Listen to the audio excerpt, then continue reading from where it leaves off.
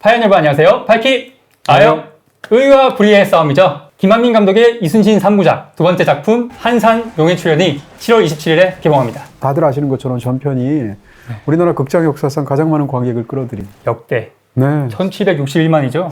어마어마한 것 같아요. 인구의 3분의 1이 넘지 않습니까? 네. 그렇게 생각하면 사실은 이걸 만약에 미국이나 일본 수치로 본다면 나오지 않을 정도의 기록이거든요. 어마어마한 그런 기록이라고 생각할 수 있고요. 명량의 차기작이 8년인데 와 8년이나 걸렸어 라는 생각이 드는데 또 뭐 탑걸로 생각하면 30년이에요. 그러니까 뭐 충분히 그럴 수 있겠다라는 생각이 들고요. 어떻게 보면 외계인하고 비슷한 기획이에요. 1부와 2부를 함께 찍었잖아요. 네. 이 영화도 남은 게 이제 결국은 한산이 남고 마지막 3부작인 노량이 남았는데 중국의 바다. 두 편을 같이 찍었잖아요. 사실상 그쵸. 연차적으로 해서. 그래서 노량도 작년에 이미 크랭크업이 됐거든요. 네, 6월 달이었나요? 네, 그러니까 아마도 이미 다 두 편을 찍었다는 것 자체도 사실은 이 기획에 대한 어떤 야심이나 자신감 같은 걸 보여주는 게 아닌가 싶고요. 이순신이라는 정말 우리 민족으로서는 너무나 위대한 그런 인물을 세 사람의 서로 다른 배우가 연기하는 것도 그거 참 재밌어요, 그것도. 대한민국의 뛰어난 세 배우를 또 이렇게 비교해서 볼 수 있는 재미도 있는 그런 흥미로운 기획이라고 말할 수 있을 것 같습니다. 네, 오늘도 영화를 보지 못한 관객의 입장에서 네. 미리 보신 평론가님께 질문을 드리겠습니다. 솔직하게 얘기하면 한산에 무슨 스포가 있나 싶어요. 역사가 스포죠. 네, 어떻게 생각하면 저는 3부작의 끝의 결말을 이미 알고 있어 스포할 수도 있거든요. 네. 다음 영화에서 이순신장군 돌아가십니다. 이미 그 스토리라인이 네, 그러니까. 쫙 네. 정리가 되는. 그럼에도 불구하고 뭐 가급적이면 영화의 결말에 해당하는 그런 부분들을 설명드리지 않는 방식으로 스포 없이 오늘 가급적이면 설명을 드리도록 하겠습니다. 네, 이제 본격적으로 한산 용의 출연에 대해서 알아보겠습니다. 네, 첫 번째 질문입니다. 이순신 장군님 외에도 존재감 있는 배우들이 꽤 많은 것 같은데요. 전반적인 배우들 연기는 어땠나요? 그러니까 기본적으로 이 캐스팅이 굉장히 독특한 것은 우리가 이미 명량에서 이제 수많은 그 배우들, 스타들을 다 알고 그 영화를 1700만 명이나 넘는 관객들이 봤음에도 불구하고 이 대부분의 인물들을 다 또 다른 배우들로 캐스팅을 했다는 대담하네요. 거죠. 그런 부분에서 굉장히 유사한 예를 찾기가 어려울 정도로 흥미로운 그런 캐스팅 방식이라고 말할 수 있을 것 같고요. 네. 무엇보다도 이제 눈에 들어오는 것은 이순신 장군을 누가 맡느냐인데 박해일 씨가 맡았잖아요. 네. 박해일 씨야 뭐 지난 10수년간 한국 영화에서 대들보 같은 역할을 해온 배우지만 올 들어서 정말 여러 가지 이유에서 굉장히 돋보이는 헤어질 결심이라는 어떻게 생각하면 굉장히 뛰어난 그런 영화에서 경력의 어떤 하나의 최정점의 하나를 찍은 것 같고요. 이미 커뮤니티에 드립들이 많더라고요. 아, 그래요? 외군을 한산도 앞바다에 버려요. 그런 곳에 수상시켜서 아무도 못 찾게 해요. 재밌네요. 네. 그것 자체가 요즘은 영화를 즐기는 또 다른 방식 중에 하나인 것 같아요. 명량의 최민식 씨랑 또 한산의 이 박해일 씨를 제가 약간 비교를 해보면 이런 것 같습니다. 명량에서의 최민식 씨 연기는 뭔가 하면 이게 해전이니까 약간 그런 상황으로 비유를 한다면 풍랑이 막 거세게 몰아치는 거센 바다에서 홀로 이 배에서 내린 닷 같은 연기를 해요. 배가 흔들리지 않도록 끝까지 최선을 다해서 묵직하게 비장하게 지키는 중심을 닷 잡는. 같은 연기. 네. 박해일 씨 연기를 제가 좀 비유를 해보자면 바람이 제대로 불어오는 데서 제대로 팽팽하게 쫙 올린 돛 같은 연기를 해요. 그러니까 쾌속으로 이 배가 항진하는 것 같은 그런 어떤 느낌을 주고요. 근데 이제 명량이나 노량하고 달리 이 한산은 시기적으로 임진왜란이 터지게 된 지 한 2달, 3달밖에 안 되는 상황이고, 물론 이제 한반도 당시에 이제 조선은 뚝대밭이 되었음에도 불구하고 이순신 장군은 초반부터 연전연승하는 상황이었고요. 나이도 젊은 상황이에요, 당연하게도. 40대 뭐 중후반 정도. 찾아보니까 이 한산 대첩 때 47살이었더라고요, 이순신 장군이. 근데 지금 박해일 씨가 45살이에요. 그러니까 나이적으로도 비슷하면서 약간 청년 느낌이 또 있잖아요. 또 최민식 씨가 주는 느낌하고 박해일 씨가 주는 느낌이 다른데 그런 의미에서도 박해일 씨의 이미지랑 맞는 부분이 있었다라는 것이고 상대적으로 이 명량이 갖고 있는 굉장히 비장한 그런 느낌에 비해서 훨씬 더 청년 같고 호쾌한 느낌들이 강한 그러면서도 묵직하고 굉장히 지혜롭게 전략을 짜면서 태산같이 버티고선 이런 연기를 이제 박해일 씨가 중심을 잡고 연기를 하죠. 어떻게 보면 배우로 보면 사실은 이색적인 것은 변요한 씨예요. 의외이기도 하고 왜냐하면 이 변요한 씨가 맡은 캐릭터는 5년 뒤에 명량 상황에서 보면 우리가 그 영화를 미리 봤지만 네, 조진웅 씨. 근데 조진웅 씨가 연기하는 와키자카 야스하루라는 인물과 또 이 변요한 씨가 연기하는 와키자카 야스하루는 또 이 이순신만큼이나 다르단 말이에요. 어떻게요? 상대적으로 이 영화의 어떤 시나리오는 이 뭐라고 할까 이순신 장군의 지략과 그분의 용맹함과 이 모든 것을 상대적으로 더 돋보이게 하려면 어떻게 해야겠어요? 상대도 그만큼 훌륭한 장수를 해야 되잖아요. 그러네요. 그런 의미에서 이 변요한 씨 연기가 영화에서 굉장히 중요하고 또 이 인물 자체가 그냥 적장 야비한 어떤 장수 이런 게 아니라 나름 위엄도 있고 지략도 뛰어나고 용기도 뛰어나고 담력도 센 그런 인물로 나와 있어서 새로운 측면이 있네요. 네, 그런 연기를 이제 변요한 씨가 하고 있죠. 그런 의미에서 아마도 영화 나오고 나면 적어도 영화에 한정해서 말씀을 드린다면 변요한 씨의 필모그래피 중에서 이 영화 그다음에 자산어보 창대. 네, 이 두 캐릭터가 변요한 씨의 대표 캐릭터로 앞으로 떠오르지 않을까 싶고요. 조역 중에서 이제 인상적인 사람은 누구나 봐도 이 영화 속에서 거북선을 만드는 설계자라고 말할 수 있을 텐데 박지환 씨가 나와요. 근데 박지환 씨가 지금 장인수 아니겠습니까? 그러니까 말이에요. 예. 그러니까 솔직히 얘기하면 초반에 박지환 씨가 나올 때마다 박지환 씨가 이 영화에서 연기를 굉장히 잘합니다. 나대용이라는 캐릭터가 나오는데 그리고 굉장히 비장하면서 멋지게 연기를 정말 잘하시는데 그럼에도 불구하고 범죄도시에서도 또 연기를 너무 잘했기 때문에 그 캐릭터가 계속 겹치는 거죠. 그렇지만 중반 후반이 넘어가면 제대로 이제 그런 생각들을 떨쳐내고 볼 수 있을 만한 그런 연기를 했고요. 그리고 이제 영화에서 이야기 속이나 주제를 다루는 데 있어서 굉장히 중요한 역할을 맡는 게 항해라는 개념이죠. 이것도 명량에서도 나오죠. 그렇죠. 네. 그러니까 조선을 위해서 왜군과 싸우게 되는 그런 굉장히 독특한 위치죠. 그쪽 입장에서 보면 변절자겠지만 그 항해 중에서 이제 이 영화에서 도노라는 굉장히 중요한 캐릭터가 나오는데 물론 명량에도 나와요. 이 도노를 연기한 김성규 씨도 영화에서 양자 사이로 가면서 굉장히 독특한 연기를 하죠. 어쨌건 나머지 배우들도 영화에서 특별히 이렇게 막 거슬리거나 빠지거나 이런 연기를 하는 배우들이 없고요. 이 영화의 배우들은 어떻게 하면 이런 민족적인 굉장히 우리의 자긍심을 주는 거대한 이야기 속에서 내가 폐를 안 끼칠까라고 생각하면서 연기하는 것 같아요. 그래서 하나같이 다 목소리를 대부분 낮추고 낮게 깔고 몸도 좀 덜 움직이고 이러면서 연기들을 하고 있고요.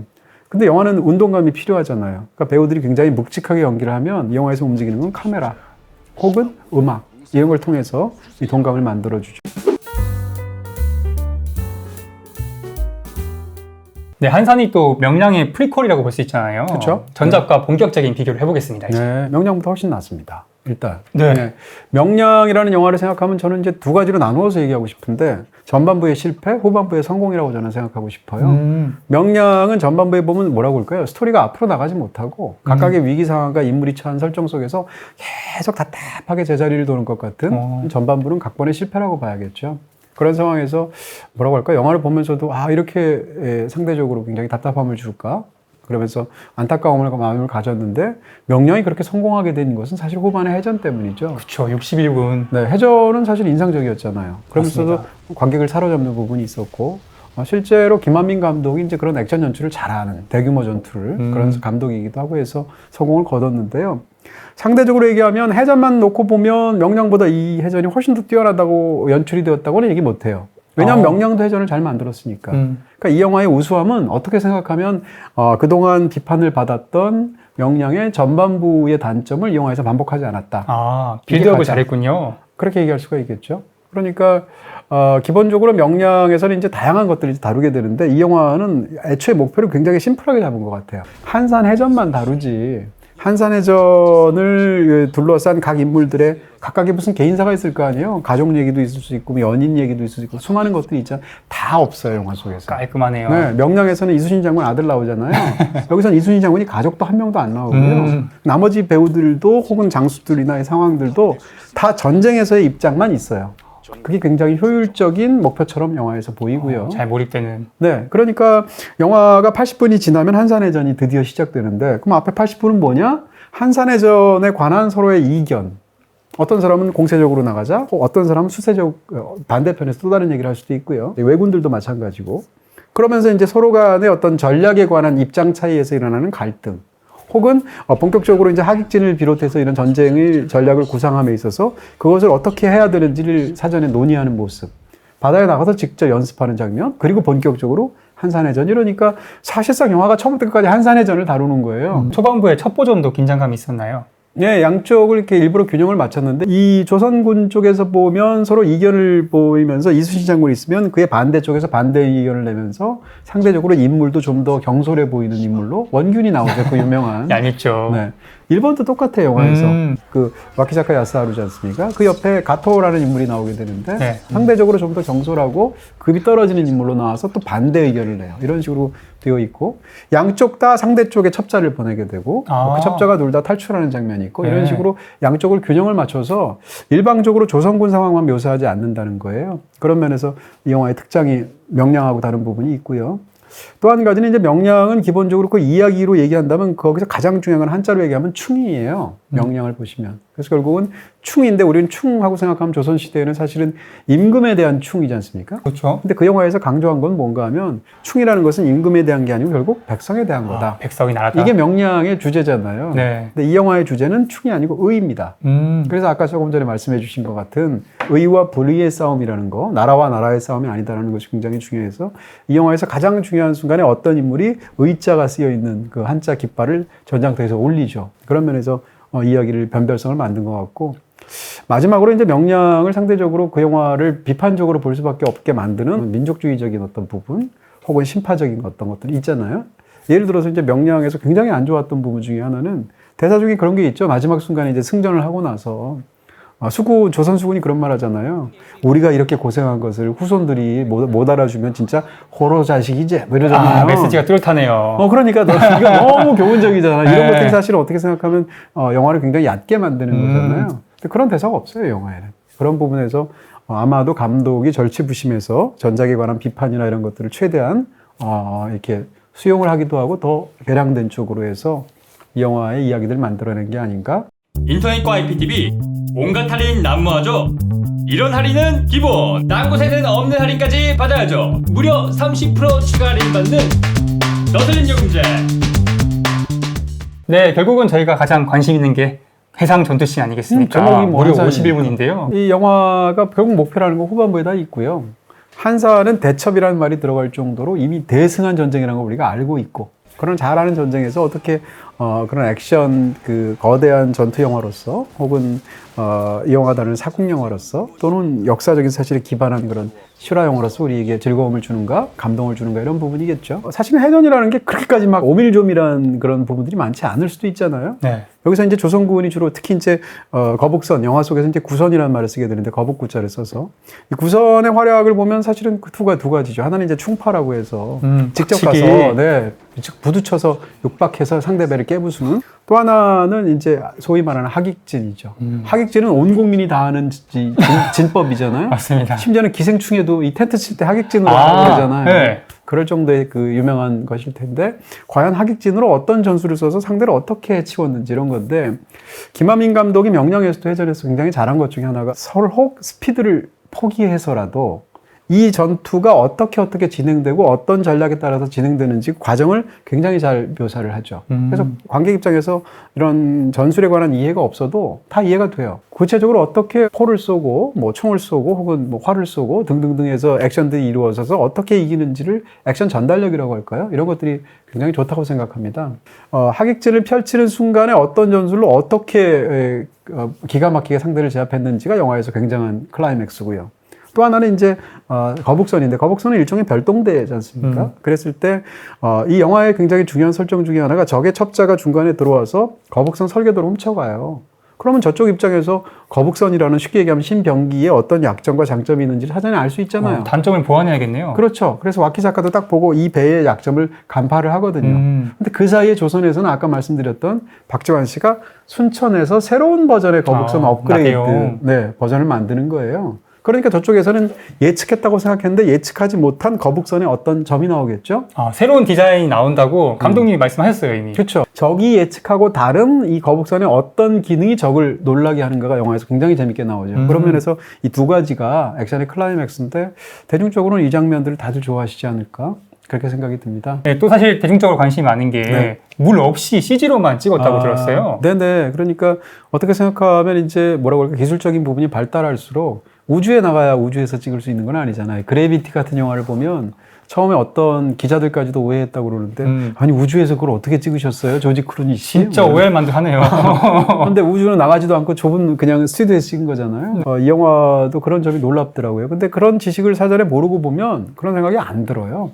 그만큼 이제 한국 영화의 기술력이나 아니면 영화 자체의 기술력이 그만큼 늘어난 거죠. 네, 그리고 8년 전 명량도 그렇고 올해 개봉한 해적2도 그렇고 전투를 할 때 정신없고 소리가 잘 안 들리잖아요. 그래서 이번에 자막? 후반부에 자막을 넣었다고.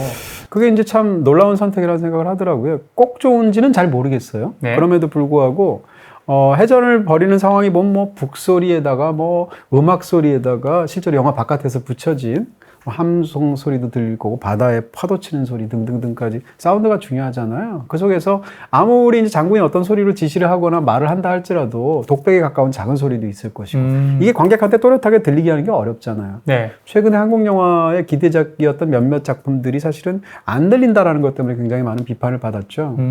근데 사실은 어떤 영화는 외국어인데도 대사를 안 처리하는 영화도 있는데 자막으로 이 영화는 놀라울 정도로 앞으로 이 영화가 이런 방법이 성공할 것 같은데요. 한국 영화의 자막 처리 방식에 굉장히 큰 영향을 줄 것 같습니다. 네, 아까 변희환 씨 연기도 말씀 주셨지만 이번 편에서 특히 도드라진 일군 묘사의 특징이 또 있잖아요. 놀랍게도 이 한산이라는 영화는 시작 자체가 일본어로 시작합니다. 그러니까 아까 말씀드린 것처럼 와키자카라는 적장이 본국에 있는 태합전하라고 그들이 부르는 도요토미 히데요시한테 자기가 남쪽으로 내려가서 조선 수군에 맞서서 싸우겠다라는 걸 보고하는 것을 보이스오버로 처리하는 게 영화의 시작이에요.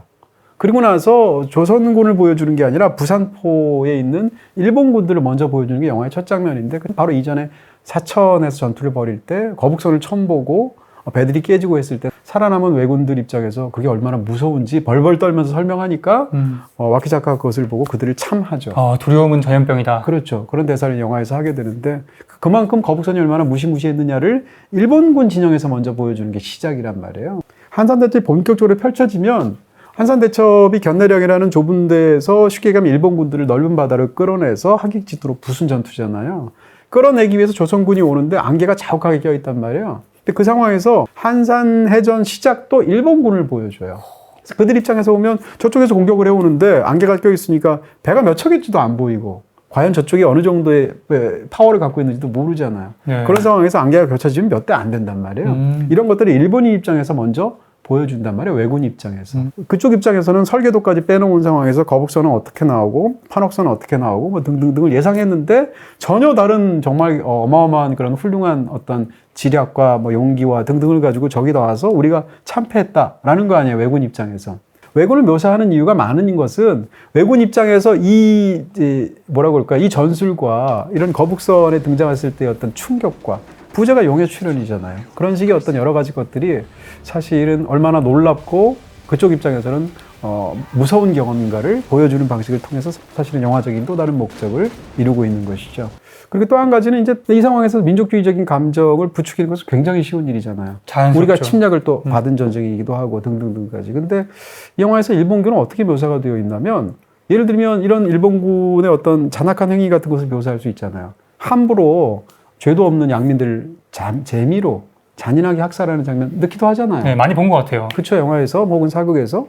반대로 예를 들면 막 그 부녀자들을 함부로 무슨 겁탈하거나 이런 장면을 넣기도 하잖아요. 그런 장면이 영화에 없어요.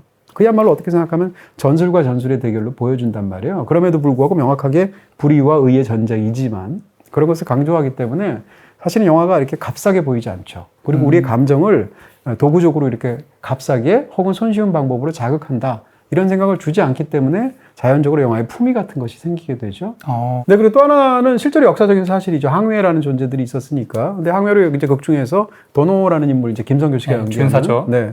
그 인물을 통해서 자연스럽게 이 영화가 말하고 싶어 하는 민족적인 어떤 그런 부분들에서의 이야기를 자연스럽게 소화하고 있어요. 우리 입장에서 예를 들면 막 민족적인 어떤 것들 얘기하면 그것 자체에 대해서 거부감을 느끼는 사람도 있을 수 있잖아요. 근데 항회라는 존재는 어떤 것이 명분이든 무엇이든 간에 조선의 투항에서 조선의 그런 어떤 생각에 동조하는 사람들이잖아요. 네. 그런 의미에서 영화 속에서 이 도노라는 인물이 보여주는 어떤 여러 가지 것들, 이야기상으로도 굉장히 중요하고요.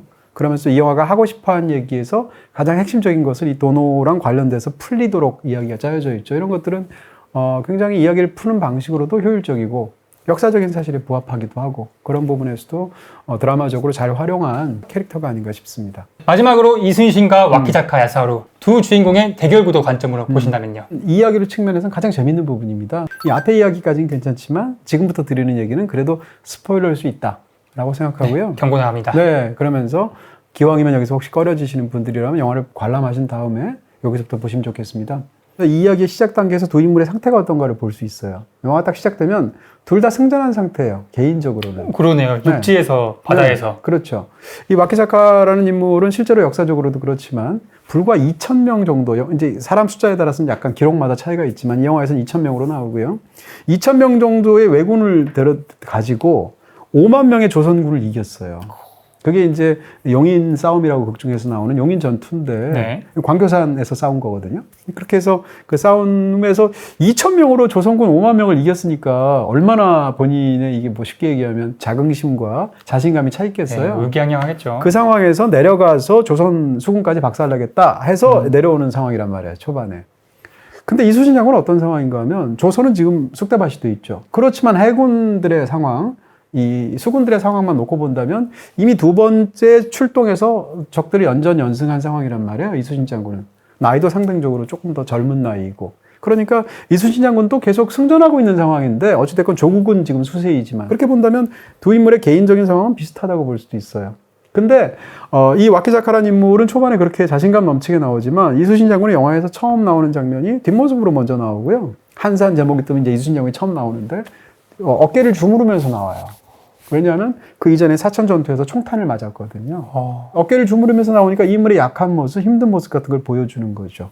가장 이 영화에서 재밌는 것은 한잔해전이라는 메인 이벤트를 보여주기 위해서 두 인물이 이전에 겪었던 전투들을 영화에서 이야기의 재료를 굉장히 잘 쓰고 있다는 겁니다. 먼저 조금 설명을 해드린다면 영화 속에서 와키자카가 겪었던 용인 싸움은 한산해전의 사실상 프리퀄처럼 영화에서 설정이 되어 있어요. 그러면서 딱 그 한산해전을 벌이게 될 때 그 초반에 그 견내량이라는 지역에 굉장히 좁은 수로가 나오게 되는데 딱 보고 나서 와키자카가 뭐라고 얘기하냐면 이것은 용인에서의 광교산하고 굉장히 형세가 비슷하다. 거기는 산이고 여기는 바다지만 비슷하다고 생각하는 거죠.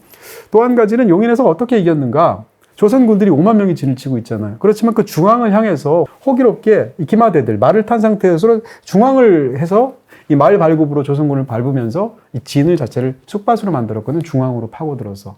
근데 그 상황이 어떤 상황과 겹치냐면 하객진에 대항하는 일본군의 전술하고 겹쳐요. 아, 그러네요. 하객진이 넓게 이렇게 펼쳐져 있지 않습니까? 네. 호를 그리면서. 근데 거기를 향해서 중앙을 향해서 가서 역시 용인에서 했던 똑같은 방식으로 중앙을 쑥대밭을 만들려고 했던 것이죠. 어느 한 곳이 뚫리면 하객진이 쉽게 무너지잖아요. 그렇죠. 그런 여러 가지. 이 거북선에 대해서 설계소도 갖고 있겠다 등등의 방법을 보니까 자기는 이미 용인에서 커다란 승리를 거뒀고 사실상 용인 전투의 바다판이라고 보였던 거죠.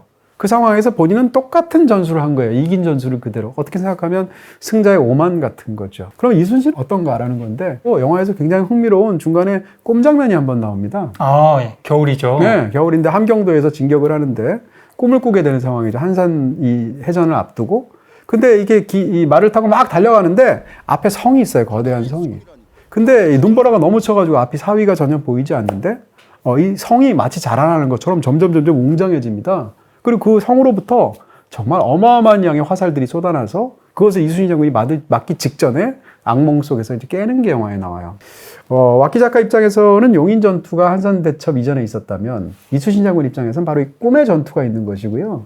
이 영화 속에서의 하객진은 영화에서 계속 그 대사를 쓰는데 바다의 성이라는 표현을 씁니다. 그러니까 배로 일종의 성처럼 두르는 거죠. 그런 상황에서 이 영화에서 꿈의 상황을 그냥 얘기를 한다면 이순신 장군 입장에서는 어떤 거예요? 기마대를 가지고 적의 중앙을 향해서 가는데 적이 거대한 성을 쌓고 어마어마한 화살을 쏘았다.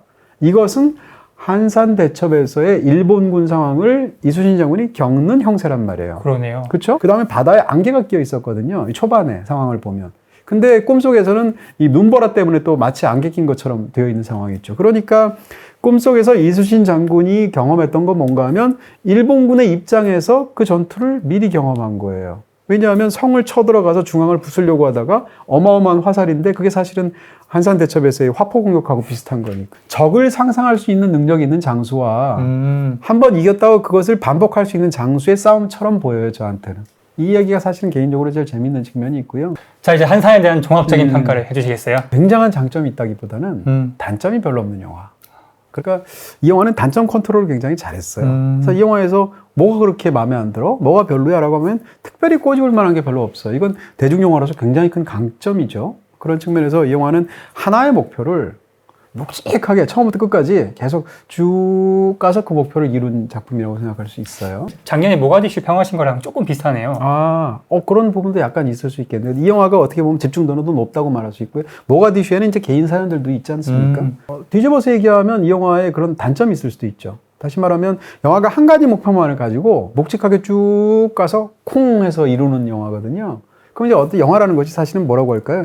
격가지들도 굉장히 중요하고 디테일도 굉장히 중요하고 각각의 캐릭터들이 살아있다거나 배우들의 어떤 연기를 보고 좋아할 수도 있잖아요. 근데 이 영화의 배우들은 영화에 딱 맞는 연기를 하고 있음에도 불구하고 배우가 빛나는 영화는 아니고 또 캐릭터가 빛나는 영화는 아니란 말이에요. 가장 잘 컨트롤된 모습으로 딱 보여줘서 이런 대중영화로서 성공을 거둘 것 같은 그런 작품인 것 같고요. 아마 대중적으로는 파급력이 굉장히 클 것 같습니다. 네, 오늘은 오랜만에 역사영 한번 추천해 주시겠어요? 네, 뭐 이 영화를 보면 당연히 그런 생각이 들 거고요. 1호부터 이제 뭐 수십 년 후의 상황이겠죠. 병자호란 때 얘기니까. 남한산성 한번 추천드리겠습니다. 박해일 배우가. 거기서는 이제 또 임금으로 나오니까. 네, 인조죠. 네. 그 영화를 또 만든 분이 또 황동혁 감독이잖아요. 그러네요. 황동혁 감독의 영화 중에 저는 베스트가 남한산성이라고 생각하는데, 근데 그의 경력에서 어마어마한 오징어 게임이 나왔잖아요. 또 영화적인 상황을 보면 호쾌하게 승리하는 얘기잖아요. 한사는. 네. 거기서는 우리 조선이 가장 치욕적인 순간의 하나를 다루고 있지 않습니까? 그런 면에서도 또 영화의 화법들이나 다루고 있는 사실이 대조가 되기 때문에 한번 보시는 게 어떤가 싶습니다. 네, 상대적으로 남한산성이 명량이나 한산보다는 대사량이 참 많잖아요. 어떻게 생각하면 남한산성은 정치 영화라고 볼 수 있고요. 이 영화는 액션 영화라고 볼 수 있을 텐데 정치라는 건 결국 말로 하는 거잖아요. 그런 면에서 그 영화 속에서 첨예하게 다른 세상을 보는 혹은 조선의 상황을 보는 그런 이견들을 다루는 영화가 남한산성이니까 당연히 그럴 수밖에 없지 않을까 싶습니다. 평론가님 추천하신 영화 남한산성은 BTV에서 보실 수 있고요. 영화 월정액 오션에 가입하시면 무제한으로 감상하실 수 있습니다. 빅4 중에서 남은 두 편의 영화는 또 어떨지 궁금해집니다. 파이어! 생방을 주방에서, 생방을 안방에서, 생방을 내 방에서, BTV 에어에서